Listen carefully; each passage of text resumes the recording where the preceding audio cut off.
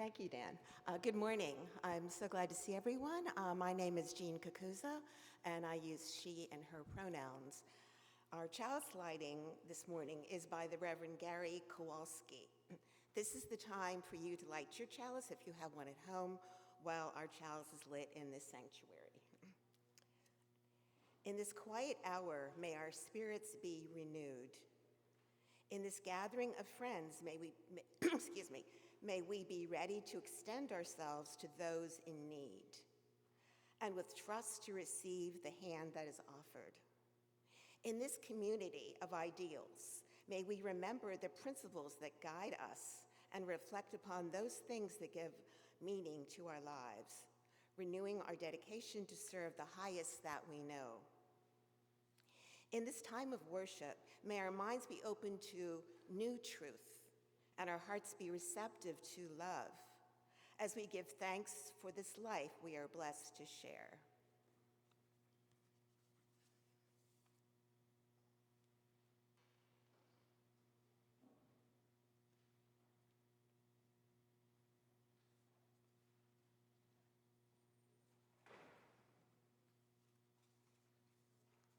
Good morning. Welcome to the Unitarian Universalist Church of Berks County. I am the Reverend John Cullinan, your minister here. I use he, him pronouns. Whoever you are this morning, however you are joining us, you are welcome here. We come to this time of worship to make meaning of our lives and the world around us, to connect to the source of life, the spirit of life, and to one another. We come to laugh, to cry, to be in awe. As we are gathering, I extend a special welcome to any visitors or first-time guests we have with us here today. I would love to meet you after the service, introduce myself, and answer any questions you might have about our community here. You can find me with this tie. I don't have a post in there yet that you can easily identify, but we'll find you. Those joining online, please take a moment to write your name in the chat. Tell us where you are joining us from this morning. You'll find the UU Berks Church web address in the chat box and a link to today's order of service.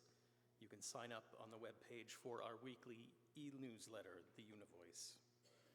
At the conclusion of today's service, we will have fellowship time, but for now, let's take a moment to greet each other with a wave or a namaste or a smile.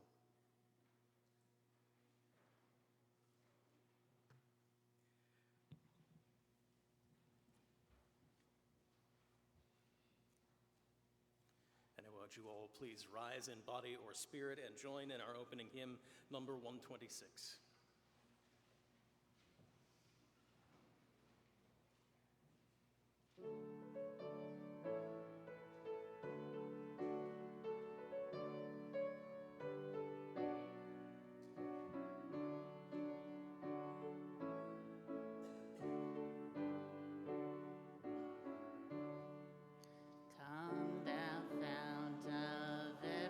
Blessing, tune our hearts to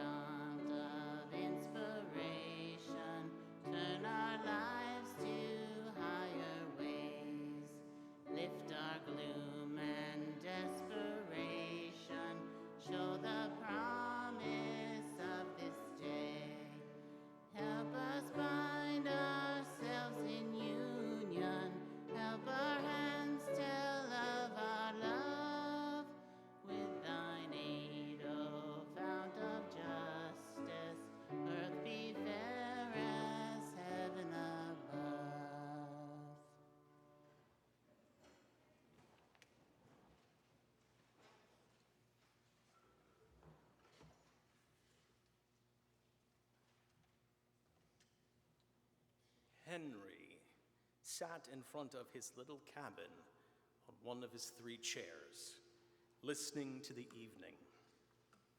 If you were there, you might have thought there was nothing to listen to. Certainly no television or iPod. Those wouldn't be around for 100 years or more. There was no one to talk with, no airplanes overhead, no radio coming from next door. Mr. Emerson's house, the closest thing to a next-door neighbor, was over a mile away. Not that he had a radio to play either in that case. Even the natural world was still. No wind rippled the pond, and the birds had stopped singing as night approached. Still, Henry listened for the tiniest sounds.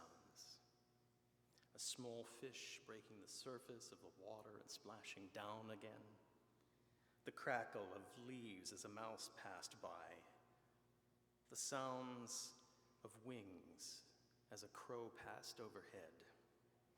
To him, these miniature sounds were music.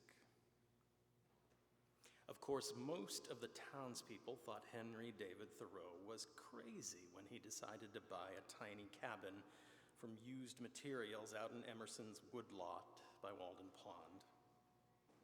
Why would a promising writer want to move away from society to sit with birds and bugs for company?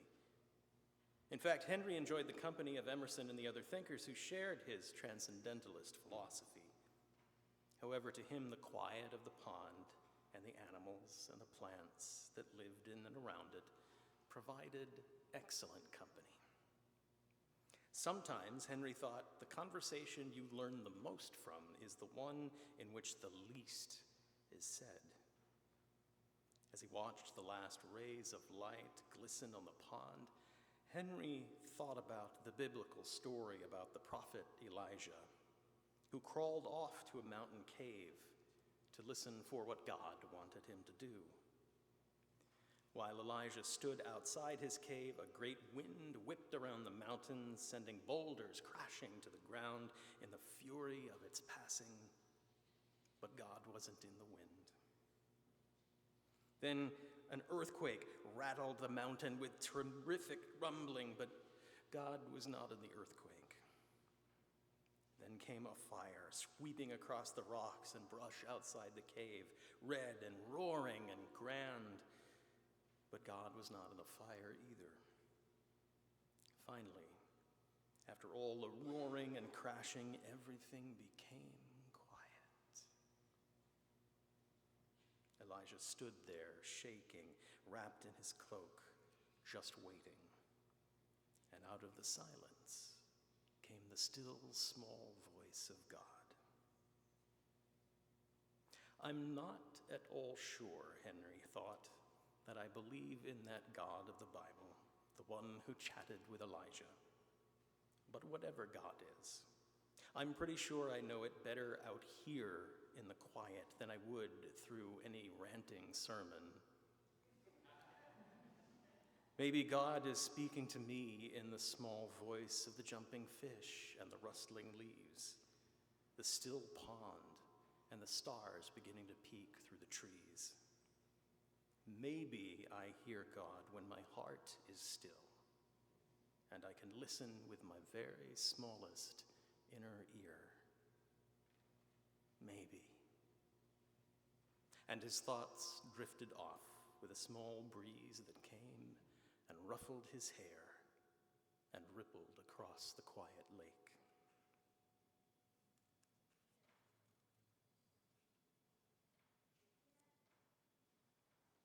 It is part of our spiritual practice as a community to enter into a prayerful, meditative time each week. We call this time Joys and Sorrows. We share what is painful in our lives and what is going well. We share our concerns, our fears, those things we celebrate. You are invited to take a few minutes to reflect on what you are carrying in your heart and mind.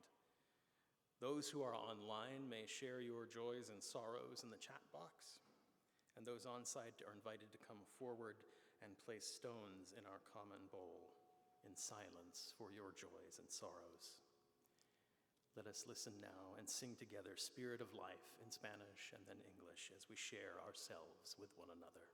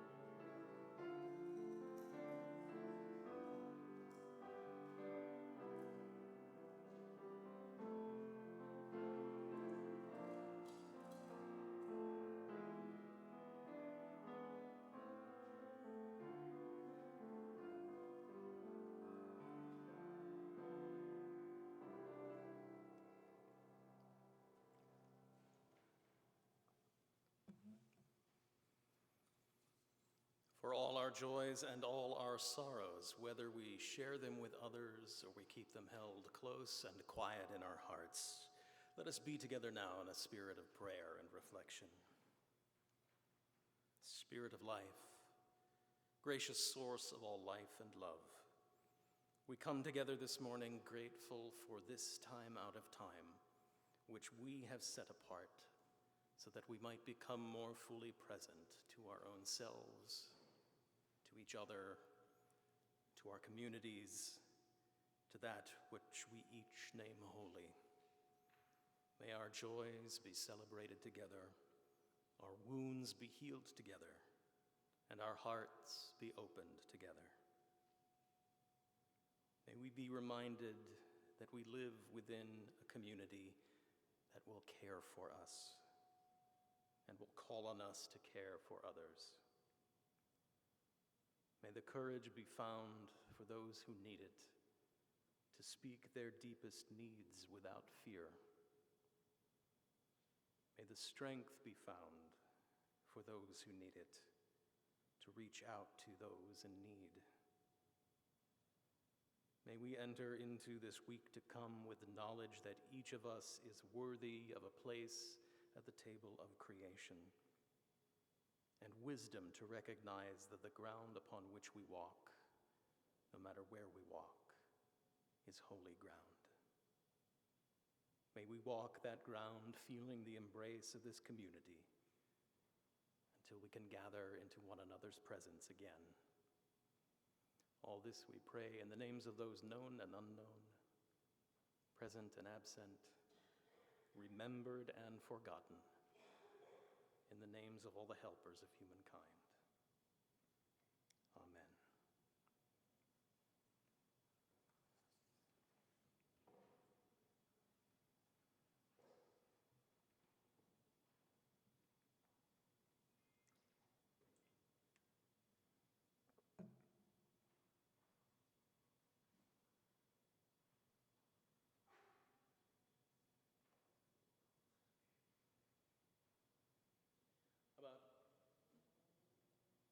About 10 years ago, I was at the start of my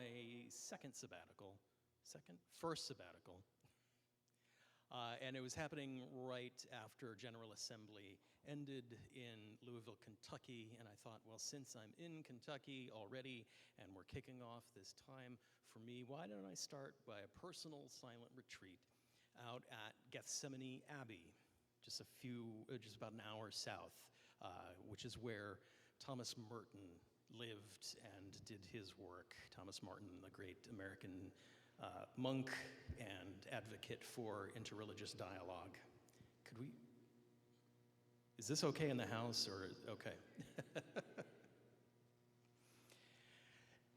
So I started my silent retreat, personal silent retreat, and the thing about Gethsemane Abbey is the monks are very sequestered from everybody else. They don't interact with the people who are there. And so I was there with others, and we were having communal meals together, and I was reading on my own in my room. And after about 18 hours of this, I was starting to climb the walls a little bit. But Gethsemane Abbey sits in some beautiful forested land. And it just so happened when you checked in, they gave you a trail map for the various hikes they had around. And there was one hike where the trailhead started just across the street from the entrance to the Abbey, and it was called The Statues. And I thought, well, I like the woods and I like art, and that sounds like an excellent walk. I will go walk to see the statues. And so I set out one morning, found the trailhead, climbed up a little ways up a hill, and a few yards later, there was, sitting on the ground, about yay high, a little white sculpture of a cherub angel. And I thought, well, that's cute. They have a sense of humor about this. That's a nice way to kick off. And I continued my walk. And several yards further down the road, there was a statue of the Virgin Mary and her Queen of Peace pose. And I thought, okay, yep, all right, these are the trail markers. I'm on my way to the statues. And further down, a slightly larger statue of a pair of praying hands. And then further on down, this triptych of statues, a little larger than life size, of people wailing and lamenting to the heavens. And I'm like, man, this is getting better and better. I can't wait to see what the statues are actually like. and further on down the road, and I finally get to a clearing where there's a 15-foot tall Virgin Mary, very impressive. And I was like, man, the end of this is going to be so good. I'm about to see the Mount Rushmore of religious iconography. This is going to be amazing. And I continued on down and pressed on down the trail. And then the path started to get a little less pathy. The groomed part of it started to close in a little bit. And the foliage started getting a little thicker. And all of a sudden there were brambles to either side of me in a very, very narrow path. And then just brambles and thorns in front of where I thought I was walking next, covered in a glaze of spider webs. And I realized I'd made a small tactical error. And the voice in my head of the critic, who is usually a jerk, but sometimes right, said, "Hey, doofus, you've been to the statues already." There's an old saying that the journey is the destination. Literally, that is what happened, and I completely missed it. And so I took a few deep breaths and got myself all centered again and started to walk back the way I came and started to spend a little more time with each of the statues. Start to learn who put them there and why. The triptych of the wailing, lamenting people was a memorial to an Episcopal priest who had been murdered during the Civil Rights era in Selma. On down the path again, down to that tiny little angel, soaking in each moment and being and breathing and forest bathing. And I walked back across the street to the Abbey, and outside was a little bench. And carved in the bench were the words, "Be still. Be still and know that I am God." Whew. So I sat, and I was still.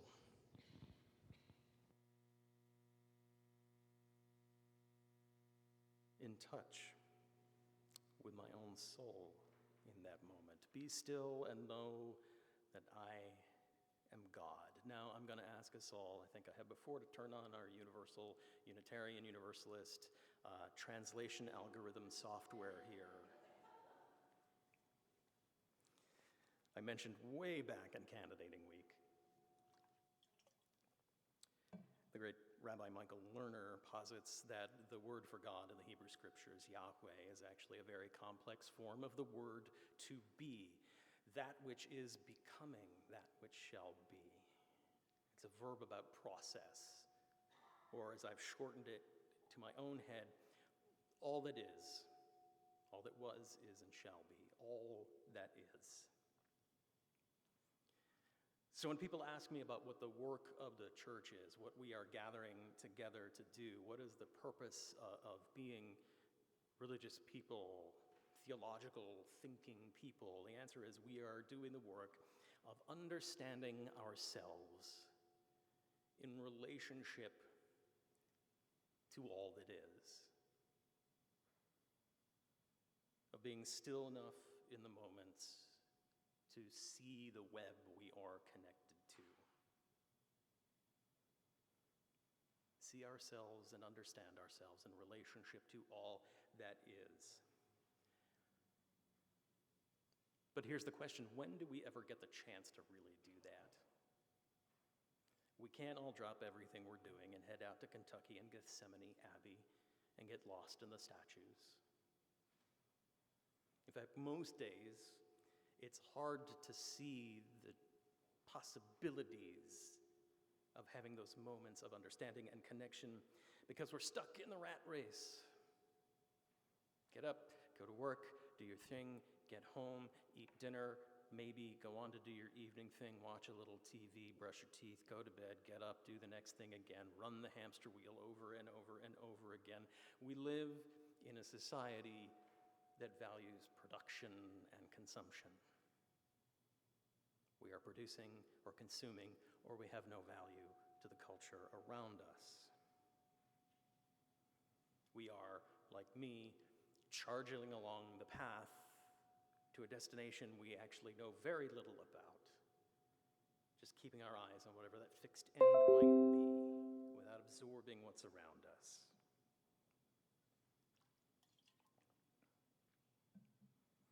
The Presbyterian biblical scholar Walter Brueggemann talks about the rat race metaphor when he talks about the progress from Judaism into Christianity as it's spread out from Exodus through the end of the scriptures as breaking the cycle of the rat race. He uses that phrase over and over again.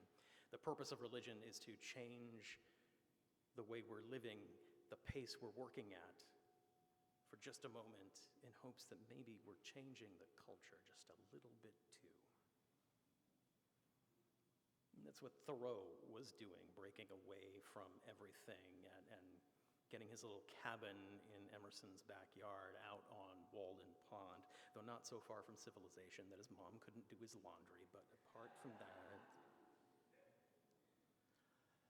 that is what Thoreau was attempting to do elsewhere in Walden, he says, and it's my favorite quote, and it's one that pasted to the bulletin board in my mind, I wish to live deliberately.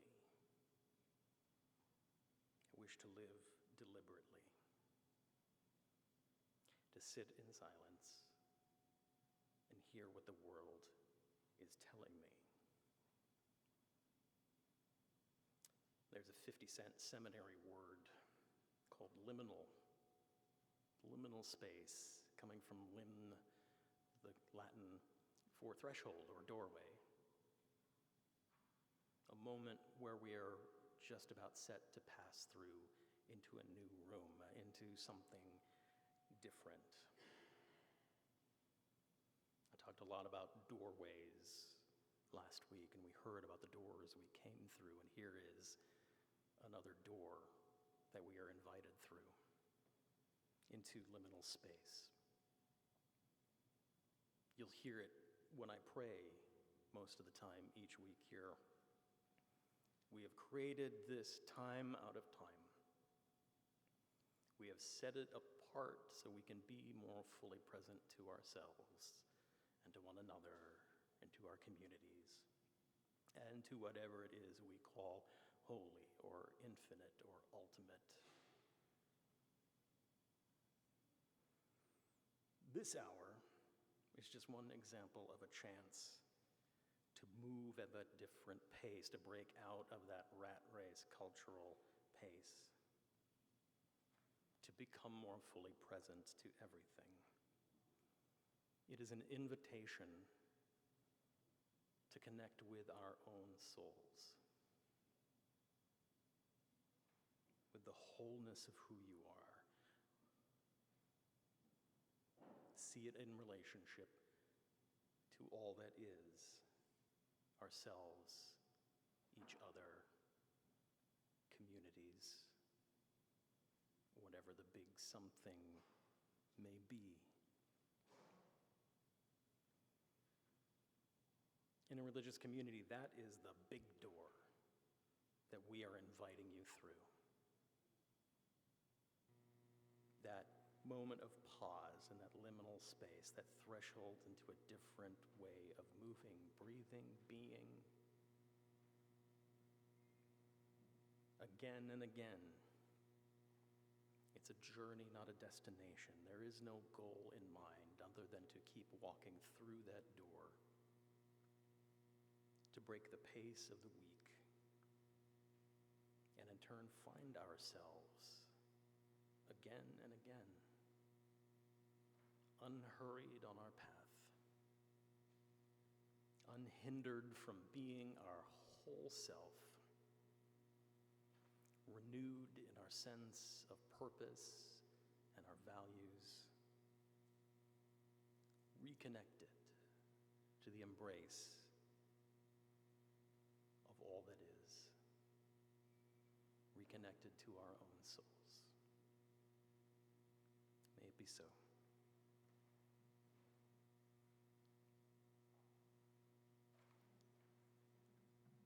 Remain seated now. We're going to sing hymn number 352.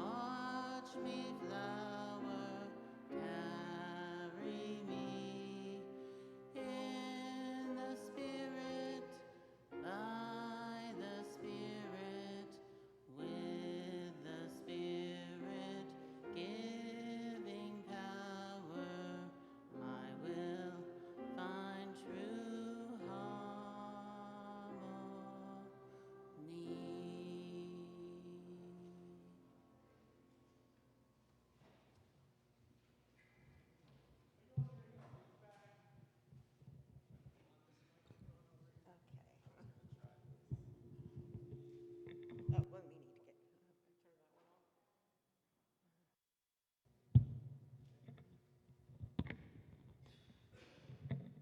is that good? Is that, all right, can you hear me now? Yeah, okay, all right. So, how do we find our soul, our divine spark, to freely embody our whole self? How can we open our heart and mind to connect with our spirit, our eternal light? How can we understand a truth that is so vital yet so elusive? In my life, music has been the major medium for connection to my soul, and the actions that it inspires, singing, dancing, swaying, clapping, snapping, marching, make my soul smile.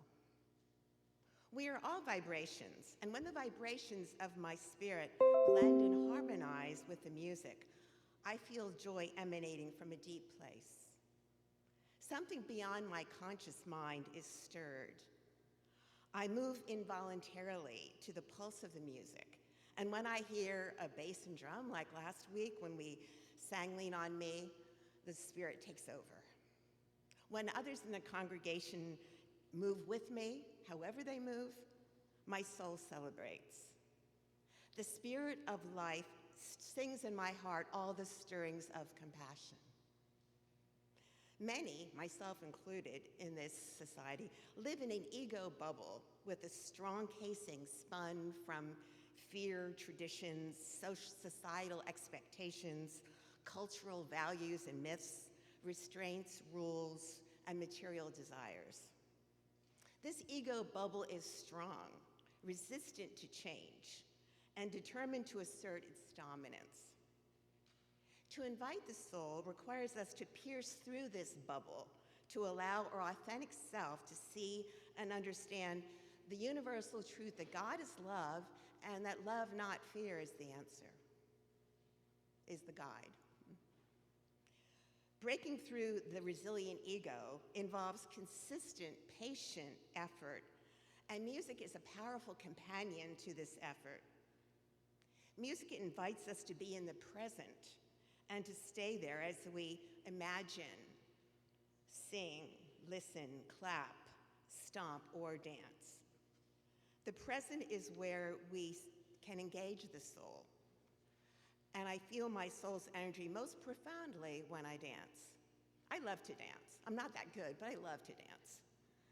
I've tried various genres and taken a variety of classes in my 7 decades of this life, including modern dance in college, a few ballet and jazz dance classes, and the dances of universal peace that were once held in our Gerber room. That was the first time I'd ever been to this church, was to dance, or move. My recent favorite is yoga dance that was taught at the Goggle Works by Michelle Nearly, who has led some worship services here in the summer. Michelle and her mother are one reason I started coming here regularly to this sanctuary over 15 years ago. Moving through the chakras to music, those of us in that group, in that dance group, developed a spiritual bond that has deepened over the years. I love the opportunity for self-expression that dance creates. I love creating my own moves and also adapting a move to my own style. I love dancing with others, whether it's here in our sanctuary, at Mike's Tavern, and City Park, wherever people are willing to get up and move together. When we dance, we share so much. We share moves and rhythm and smiles and laughter and imagination, sometimes a touch or embrace. Dance has nourished my soul by allowing me to express my authentic self. I believe that we can all connect to our soul by practices that break through the constraints of the ever-present ego, this present world, the world that is so much with us, so that we can swim in the river flowing in our souls. For me, dancing and singing, along with painting and sometimes writing, bring that spiritual joy to my essential self. For others, it could be meditation, yoga, pets, prayer, nature, poetry. The list goes on and on. Hiking, swimming, many, many ways to move. It's important to practice whatever you enjoy, whatever your passion is, without self-judgment and self-criticism, and with self-compassion and awareness. The soul longs to create, to grow, to evolve, to expand. Let's invite our souls to this safe place, to this sanctuary, where we can move together and hopefully work on that journey toward the beloved beloved community. Thank you.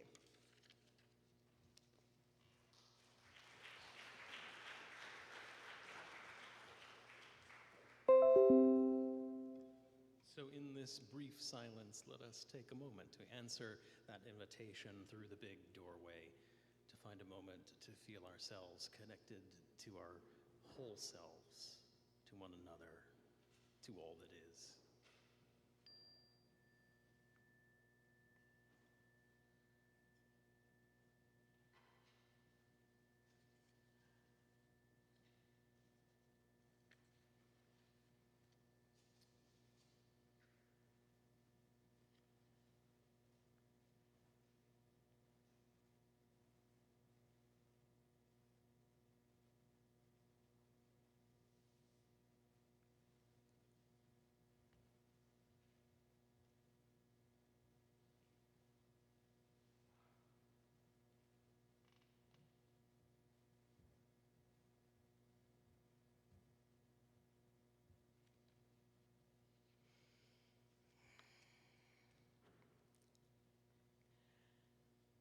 As a community of faith, we share what we can with one another.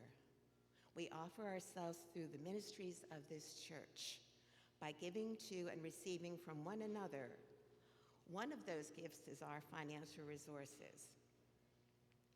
Your financial generosity makes it possible for us to live out our principles in our church and beyond our doors, keeping hope and courage and forgiveness and compassion alive. You may make a financial contribution online through the Giving app or by check. Those who are on site may place their offering in the baskets as they are passed. This is the time to share what we can. With gratitude we give and we receive these gifts.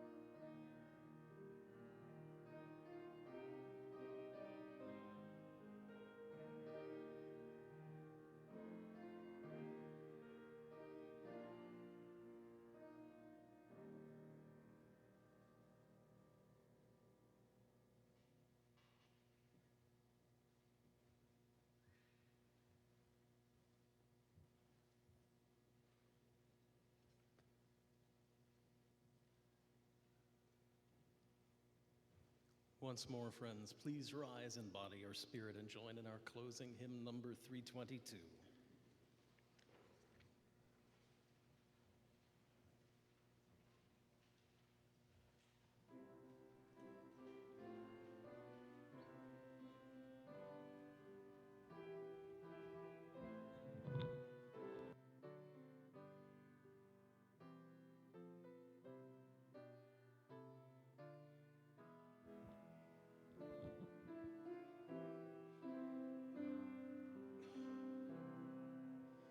Thanks be for these life's holy times, moments of grief, days of delight, triumph and failure intertwine, shaping our vision of the right.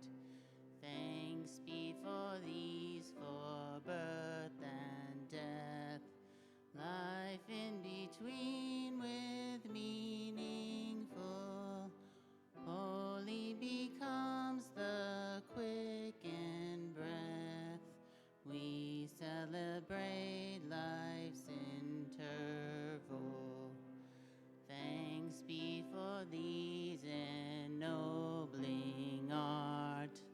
Images welcome to our sight. Music caressing ear and heart, inviting us to loftier heights. Thanks be for these who question why, who noble motives do obey, those who know how to live and die, comrades who share this holy way. Thanks be for these we celebrate. Sing and rejoice, our trust declare. Press all our faith into our fate. Bless now the destiny we share.